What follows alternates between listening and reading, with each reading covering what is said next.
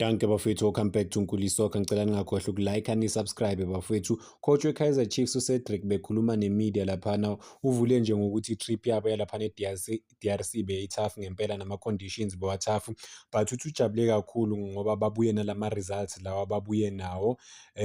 Uthi-ke ama-fans kumele agcwalise laphana eDobsonville, but uthe kokuqala kumele bagcwalise laphana e-FNB njengoba bazodlala neSuwelele FC Wednesday. Then mubuziwe ukuthi batheni kuDupreez after ukugeja le opportunity enkulu, uthi akukho normal bafowethu ukuthi umuntu ageje i-chance enje ebholeni, but uthe kuyenzeka. So ushilo ukuthi lento le imlimaze kakhulu. uDupreez was devastated laphana mayiphela igame, even behind closed doors, ukuthi angakwazi ukukora la opportunity le enkulu kangaka.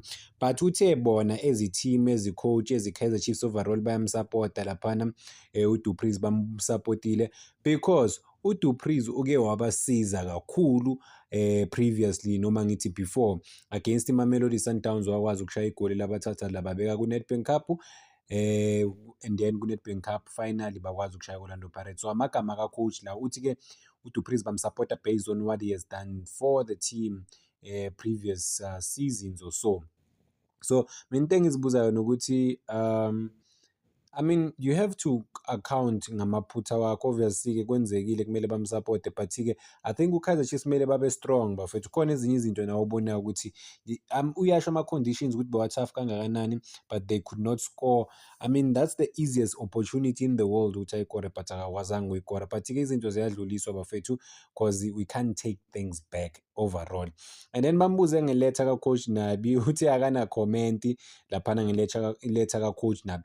Iletha ka-Coach Nabi bambuze based on ukuthi uCoach Nabi ubonge bonke abantu, wabonga i-team, wabonga obani bani, but azange babonga bona as ama-assistant coach wakhe, because uyobalethela e-South Africa, but-ke ekugcineni thiwa bamjikele, yingakho bona basele laphana ku-Kaizer Chiefs kwahamba uCoach Nabi. Phela uthe no comment, but-ke into ayishilo nje ukuthi ushilo Coach Nabi ukuthi ahambe kahle, wamfisela inhlanhla. Uthi-ke kudala asebenza noCoach Nabi, sokuyisikhathi impela asebenza noCoach Nabi, but ugcine lapha akafunanga ukuloku achaza kuya phambili, inde ukufakwa ekati.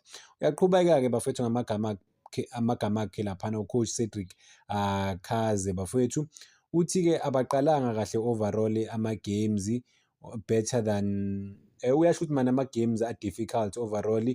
Uyasho ukuthi they've been struggling in terms of ukukora laphana, ukukora ezi-team laphana phambili, into kumele bazame ukuyilungisa. Uthi-ke futhi ba-ready ukuthi bayilungise, but-ke uthi khona ama-positives overall, because uthi thina ezi-Kaizer Chiefs siyafika laphana phambili ezi-team overall, but inkinga ila sokumele nje likorwe igoli, because of ukhuluma ngezinto ezi-different laphana ezi-Kaizer Chiefs, ukuthi bayakwazi ukudlala kahle kakhulu, bayakwazi ukudefenda kahle kakhulu, bayakwazi ukudlala esiswini kahle.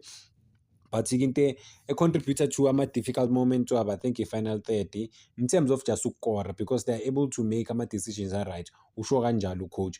Uthi-ke kunama-positives akumele bawabheke laphana bona ezi-Kaizer Chiefs. Uthi for the past 2 games they're getting better and better and better, even though ama-game ukuthi are-difficult, but-ke bayakwazi ukudlala kahle kakhulu. And ukhuluma ngendaba yase-FNB, uyasho ukuthi i-past few games i-FNB bathola ama-penalty ayi-2, bawageje lawo ma-penalty lawo. Uthi mawubheka futhi lokho i-difference ayikho i-difference nje u-6 points kuphela. Yes, uthi-ke bayazama noma they played with consistency, kusho ukuthi bangconywana in terms of ukudlala just nje ama-results abaphikisayo, but uthi nje basebenza kanzima ukuthi bakwazi ukulungisa lezi zinto lezi ezingahambi kahle laphana kubo as i-Kaizer Chiefs. Usho kanjalo ucoach bafethu. But nayi surprise bafethu, Kaizer Chiefs ekuseni release statement that amanye ama-player awekho available la injured. Bachaza-ke laphana online, yizwa ku-coach ukuthi utheni na maybe ubuzwa ngama-player, uyichaze kahle. Uthe u-Ighodaro sena 10 days but sena 10 days a-trainer nabo laphana. Uthi uShinga naye uyatraina laphana, uyasho ukuthi uMunyane naye uney'nsuku ebuyile but i-fitness yakhe isase-questionable for uMunyane, athi uVele bayi naye u-available. Washo uBatman noVilakazi babuyile from i-World Cup, uthi nabanye ba-available for i-selection. I-statement saka-coach lesi bafowethu the way asibeke ngakhona, nabanye ba-available for i-selection. Obviously it didn't go to ukuthi obani aba-absent washa kwacima, but-ke ubale laba ababalile u-coach. Iya-contradict-ke le nto le because singangeni le mapolitiki wama-injuries wama-player cause ukhulume funny enough bafowethu, ukhulume uthe uSilva ube injured, uthe uSilva kusho ukuthi Kaizer Chiefs bayi-structure kahle le ndaba yabo. uSilva ba-announce-anga ukuthi u-injured or kwenzakalani, bavele bamdropa, azange a-travel-e ne-team ye-DRC. But guess what, u-coach namhlanje ku-press conference uthe uSilva uvele waba-injured, but mebala ama-player injured akambalanga manje uSilva as umuntu o-injured. But asiqhubeke sobona, sesizobona ngapha sisazi-ke bafethu. Uyasho ukuthi kumele ba-build-e from like where they are and ba-believe ngempela kule nto le abayenzayo. Uthi ba-proud uthi bona ba-proud as ama-coaches ukulida i-team efana ne-Kaizer Chiefs, i-team enkulu overall. Nayo into ayishilo u-coach. Uthi bonke abantu bala e-South Africa bacabanga ukuthi o-coach bafuna uku-decide ukuthi kudlala bani obani okungamelanga badlale. Uthi uma ungena online uzibona zonke lezo zinto lezo. Nayo into bengisho bafethu ukuthi abantu ba-Kaizer Chiefs engiyabona bonke badakwa i-social media. Ngiyaxolisa ukuyibeka kanje kushelela ulimi, but uyi-coach kanjani efocusa ku-social media? Ufocusa kithi ku-social media, like imagine if uwu-coach ufocusa ku-Facebook, ama-comment angaka bafowethu, abantu bazikhomentela udoti nje usuku lonke, days and days and days athekho. So wena you wanna be drawn into leyo nto leyo, ubheke ama-social media comments, because le nto leyo social media u-coach we-Kaizer Chiefs uyi-mention-e kaningi bafowethu. I think uyi-mention-e kawu-2 or kawu-3 aloku akhuluma ngayo ukuthi social media whatever, aloku akhuluma ngayo ngo-Dupree. Funny enough noMayo ukhulumile nge-social media bafowethu. Kusho ukuthi i-Kaizer Chiefs bayayithanda i-social media, yibo abagcinezelayo ngokuthi babheka ku-social media ukuthi abantu bathini ku-social media, kanti bona kumele bafocuse nje ebholeni kuphela. Social media bangabi too much kuyo. Uthi yena kudala awu-coach, a-coach-a lese kuboma-AFCON, kuboma-CAF, kuma-national team, izinto ezinjalo kudala u-coach. Kusho ukuthi uchaza nje ukuthi abantu bane-experience, uchaza lokho mani ukuthi yena une-experience overall. Uthe makakhuluma bathe, I think la bambuze kahle yabona, I like this journalist bafowethu malimbuza. Lithe u-Ighodaro sekunesikhathi simbona laphana ejimini, uzodlala na, nanokuthi uzolethani for i-team. Wavele ukuphendula kwakhe naku uthi u-Ighodaro i-strike ehlukile lese kunaboMayo, i-strike esihlalayo laphana phambili. And then ama-advantages wakho ukuthi u-strong emoyeni ngekhanda uma bazokwazi ukumskorela amabhola, but u-Kaizer Chiefs abaskwera amabhola bafethu siyazi. But asiqhubeke nge-statement saka-coach, bathi station striker ozokwazi ukubasiza, kuthiwa u-powerful ngo-right nango-left, u-strong futhi nasemoyeni. So izinto u-coach azishilo laphana overall. So uthe ama-player amaningi lawa angakadlali laphana ethimini e-Kaizer Chiefs azowathola ama-opportunities nabo ukuthi badlale overall bafowethu. So ama-opportunities azoza, even if maybe awezi manje, but lesithembe ukuthi azoza, njengoba u-coach ethembisa ngempela ukuthi abanye bazowathola amalokhunjani ama-opportunities ukuthi badlale. So mebuyela emuva, uthe ucela ukubuyela emuva kancane, uthi last season beba-concede amagoli amaningi kakhulu.